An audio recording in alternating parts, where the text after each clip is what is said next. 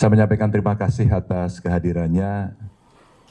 Yang pertama, selama 1 bulan terakhir saya dan Pak Mahfud berkeliling, melihat, mendengar, menerima banyak kelompok masyarakat.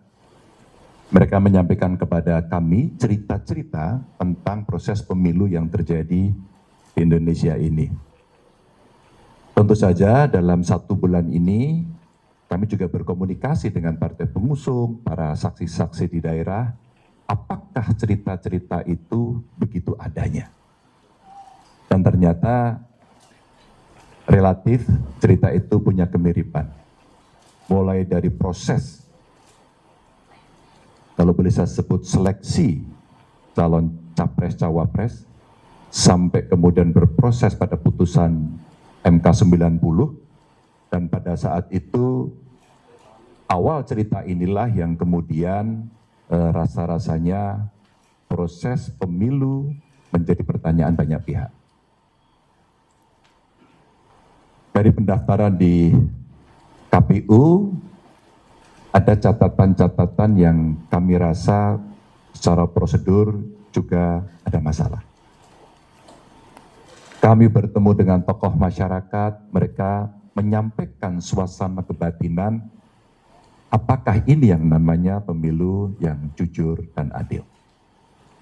Para ilmuwan, akademisi, saya kira semuanya melihat, dimulai dari Jogja, kemudian menyebar ke seluruh Indonesia, juga kemudian diulangi lagi mereka bertemu untuk saling mengingatkan bahwa pemilu harus jurdil, harus luber, dan tentu saja kita berharap mimpi demokrasi yang kita inginkan pasca reformasi itu betul-betul bisa berjalan.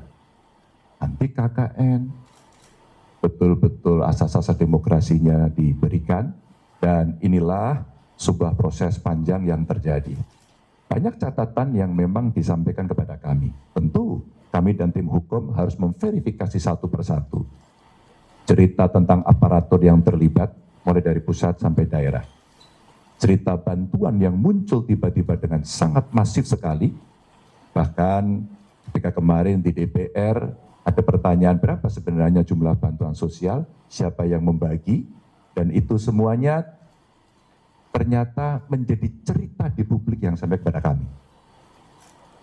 Bahkan Bapak Ibu, teman-teman semuanya, dari apa yang ada riset yang mengatakan ada korelasinya antara bantuan itu dengan masyarakat akan memilih sesuai dengan yang ada dalam hatinya atau terpengaruh dengan bantuan ini.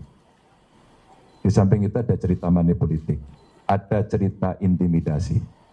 Saya kira inilah yang kemudian kumpulan cerita dari publik yang masuk kepada tim Ganjar Mahfud. Tentu saya menghormati seluruh proses yang berjalan. Kami menyampaikan laporan-laporan kepada penyelenggara pemilu. Apakah itu KPU, apakah itu Bawaslu. Dan kita berharap memang Bawaslu akan merespon. Sayang tidak semuanya terespon. Maka setelah pengumuman tadi malam, tim Ganjar Mahfud sudah bersepakat.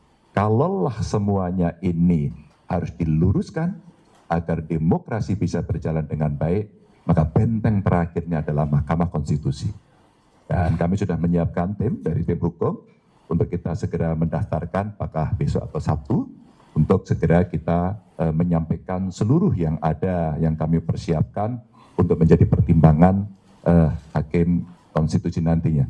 Dan saya kira ini momentum yang sangat bagus kepada majelis hakim yang nanti ada di MK untuk menunjukkan kredibilitasnya.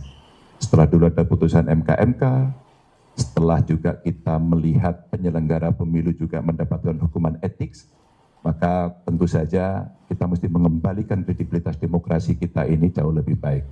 Dan untuk itu tim akan segera mendaftarkan itu, dan mudah-mudahan ini akan membuka tabir, dan tentu saja harapan kita MK lah nanti yang akan mengadili ini dengan baik dan bisa mengembalikan marwah demokrasi kita agar sesuai dengan harapan dan aturan. Kami sama-sama punya pikiran ya, bahwa rasanya saya tidak berkomunikasi langsung pada soal ini, tapi rasa-rasanya kami punya catatan yang sama pada soal itu. Dan kami tidak akan membiarkan. Sirekap umpama, logika yang paling sederhana, 1 TPS 300 tapi hasilnya lebih, itu yang paling gampang. Dan terjadinya di mana-mana.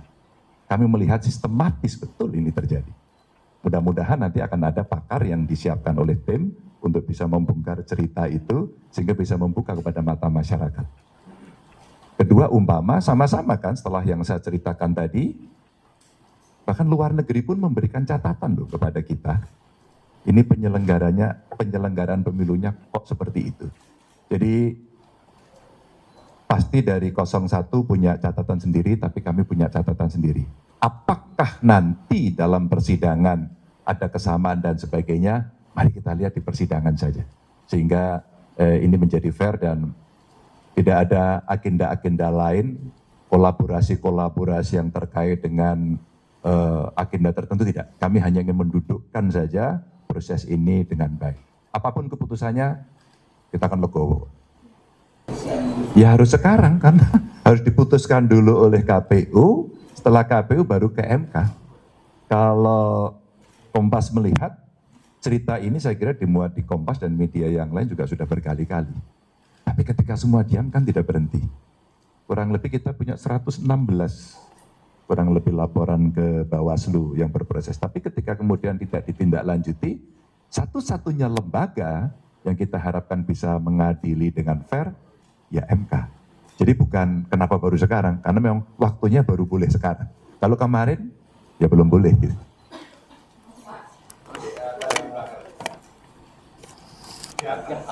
Mas Ganjar, saya Rian dari Kompas.com. Dari media mana? Kompas.com. Saya Rian dari Kompas.com.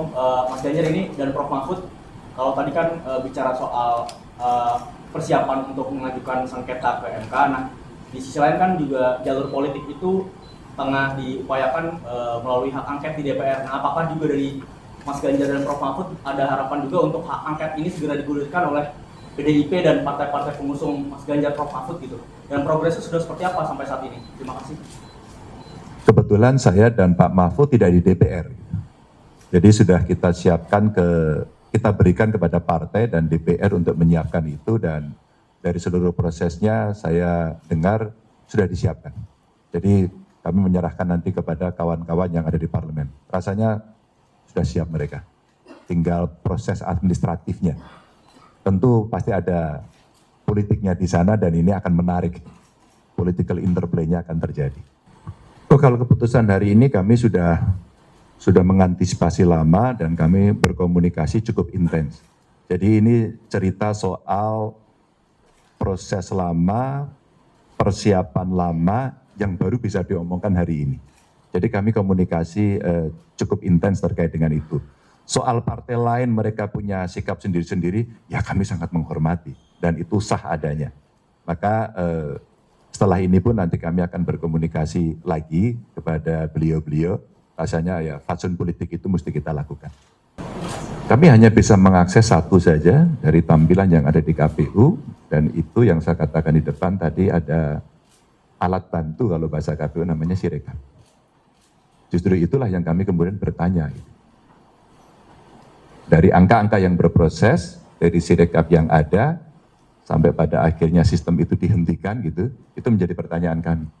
Jadi kami tidak bisa lagi kembali pada cerita gembos-menggembos, tapi cerita yang ada dari hasil yang ada inilah yang akan dijadikan bukti nanti dari kawan-kawan tim hukum, termasuk para ahli nanti akan menceritakan. Ya kemarin ada ahli, ibu-ibu menjelaskan dengan sangat bagus sekali, lalu sebelumnya juga sudah ada yang bercerita satu persatu, dulu servernya ada di mana, mulai tidak diakui, kemudian diakui gitu ya. Nah inilah bukti-bukti yang kami akan tunjukkan.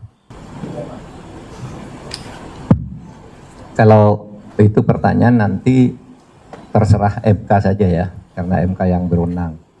Tetapi di dalam pengalaman kita sudah berkali-kali menjadikan MK itu bukan lagi mahkamah kalkulator. Saya kira putusan tahun 2008 yang pertama itu adalah satu contoh bahwa MK itu bukan mahkamah kalkulator, dan seterusnya dipakai sampai sekarang.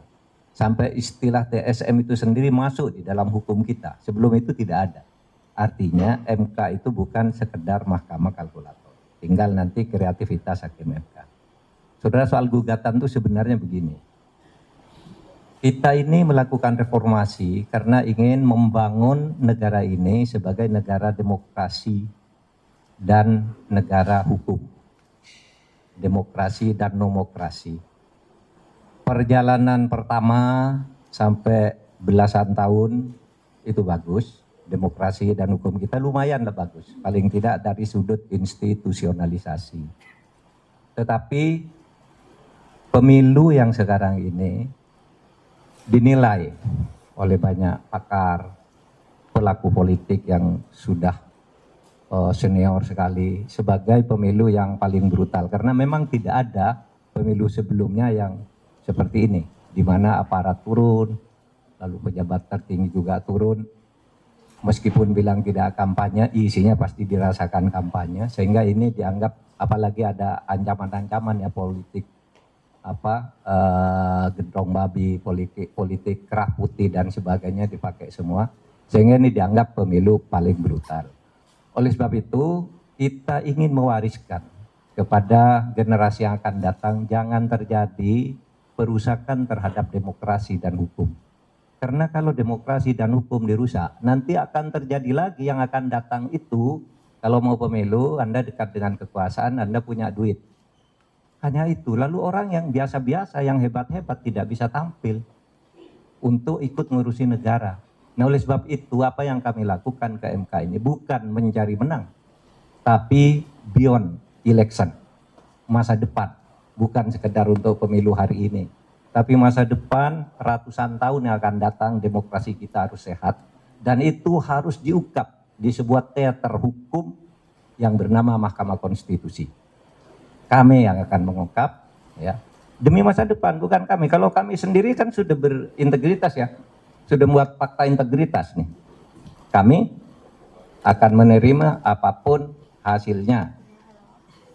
Kalau ada ketidakpuasan terhadap sebuah proses, ada mekanisme hukum. Ini yang kami pakai sampai titik akhir, agar rakyat dan bangsa Indonesia di masa depan, generasi muda seperti saudara ini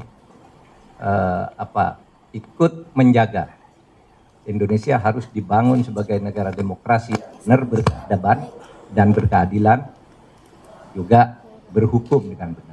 Para kandidat ini anak-anak bangsa begitu ya. Kalau ibarat sebuah pertandingan itu ada saat mulai, ada saat akhir. Tentu apapun nanti keputusan sebagai sebuah upaya tertinggi yang bisa kita lakukan dan kita putus, mari kita berpikir soal bangsa dan negara ini. Mari kita berpikir nasib rakyat. Mari kita berpikir bahwa ekonomi ke depan menghadapi tantangan yang berat. Berita yang disiarkan kawan-kawan hari ini mulai selendia baru krisis. Jadi artinya kita juga mesti siap-siap ya. Bencana ada di banyak tempat, kita mesti merespon. Jangan kita terlena hanya urusan ini gitu. Jadi soal rangkul-merangkul, kita pasti harus menjadi kekuatan anak bangsa untuk membangun negeri ini dimanapun berada. Pasti kami akan bisa berkomunikasi. Kita kenal semua kok ya Prof. Teman baik, teman lama. Terakhir kalau ada, cukup? Stevie, Penegasan artinya dari statement hari ini dari Mas Ganjar sendiri ini apakah menolak hasil dari KPU? Terus kalau hak angket ini digulirkan, sikap partai Mas Ganjar apakah akan tetap mendukung pemerintah atau hak angket ini hal yang berbeda? Tadi saya sampaikan angket nanti akan ada di parlemen. Soal sikap partai kemana nanti partai yang akan memutuskan. Yang pertama tadi. Penegasan apakah artinya ini menolak hasil dari KPU? Oh, kami akan ke MK. Jadi kami akan ke MK ini untuk mengungkap apa yang dari awal sampai dengan akhir yang tadi kami ceritakan itu. Sehingga betul-betul tadi Prof. Mahfud juga sampaikan bagaimana mengawal demokrasi ini bisa berjalan. Karena hanya lembaga ini yang bisa mengadili dari seluruh apa yang ada. Sehingga harapan kita hasil itu pasti sebelumnya ada proses. Maka inilah yang harus dibuka semuanya. Teman-teman terima kasih semuanya, para pendukung terima kasih, jaga bangsa dan negara kita, jaga demokrasi kita. Wassalamualaikum warahmatullahi wabarakatuh. Download Tribun X sekarang, menghadirkan lokal menjadi Indonesia.